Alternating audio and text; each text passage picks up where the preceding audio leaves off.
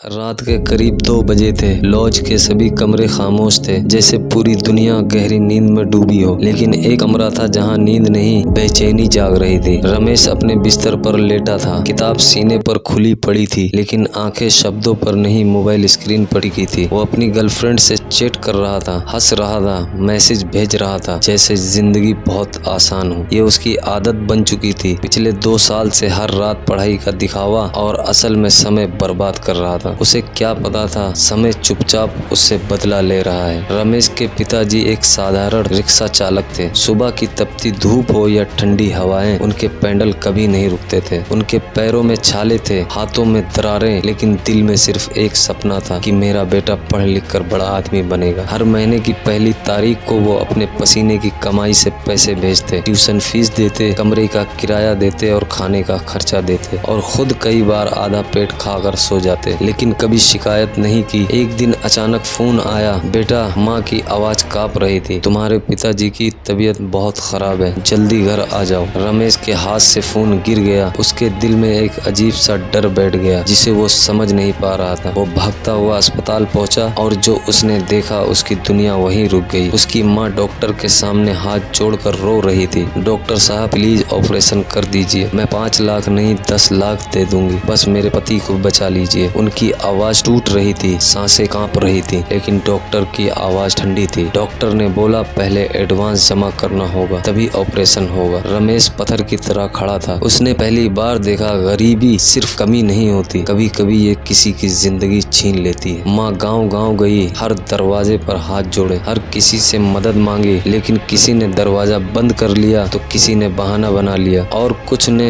तो मुंह फेर लिया। उधर अस्पताल के बिस्तर पर उसके पिताजी धीरे धीरे जिंदगी हार रहे थे। उनकी सांसें टूट रही थी, लेकिन आंखें दरवाजे पर टिकी थी, जैसे वो अपने बेटे का इंतजार कर रहे हो। जब रमेश उनके पास पहुंचा, पिताजी ने कांपते हाथ से उसका हाथ पकड़ा। एक हल्की सी मुस्कान आई, बेटा, पढ़ाई अच्छे से करना, बस इतना ही कहा, और उनकी पकड़ ढीली पड़ गई। उस पल रमेश की दुनिया खत्म हो गई। वो जोर जोर से रोने लगा, माँ, ये सब मेरी वजह से हुआ है, मैं काबिल नहीं बन पाया। अगर मैंने मेहनत की होती तो आज मेरे पास पैसे होते और मैं पापा को बचा ले। उसकी आवाज में पछतावा नहीं, टूटे हुए सपनों की चीख थी। उस रात पहली बार रमेश ने किताब खोली, लेकिन पढ़ने के लिए नहीं, रोने के लिए। हर पन्ने पर उसे अपने पिताजी का चेहरा दिख रहा था, हर शब्द उसे ताना मार रहा था। अब पढ़ेगा। दिन बीत गए, रमेश बदल चुका था। अब न मोबाइल था, न रात की बेकार बातें, बस एक आग थी जो उसे अंदर से जला रही थी। वो सुबह से रात तक पढ़ता, थकता,